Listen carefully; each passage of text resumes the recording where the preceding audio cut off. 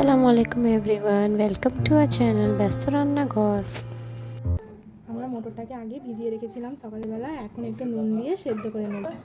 কাটা আলু নিয়ে নেব, কিছু গুঁড়ো মশলা, আদা রসুন বাটা, 2 থেকে 3টে পেঁয়াজ কাটা, 3টে তেজপাতা। আমরা কুকারটাকে গরম করে তাতে খানিকটা তেল দিয়ে দেব।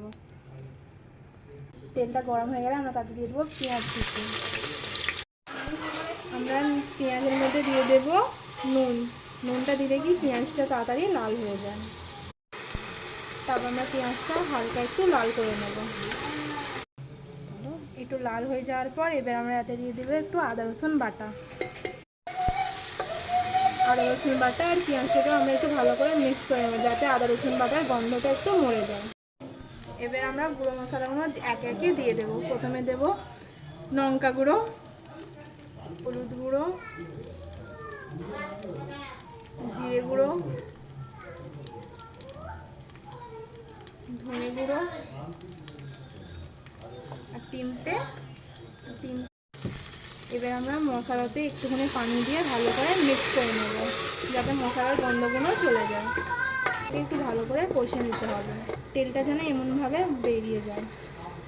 এবার এতে আমরা কেটে রাখা আলু আর মটরটাকে মিক্স করে দেব, গন্ধটা যাওয়া অবধি কষে নেব।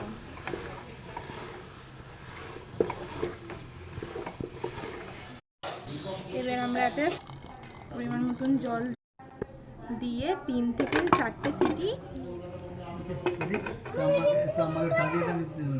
তাহলেই রেডি হয়ে যাবে আমাদের ঘুগনি।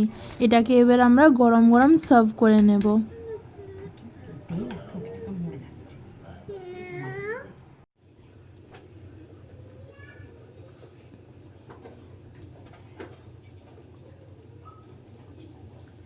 এবার আমরা আমাদের ঘুগনিটাকে একটু কাঁচা পেঁয়াজ, কাঁচা লঙ্কা আর একটু চাট মশলার সাথে সাজিয়ে নেব, তাহলেই আমাদের ঘুগনি রেডি।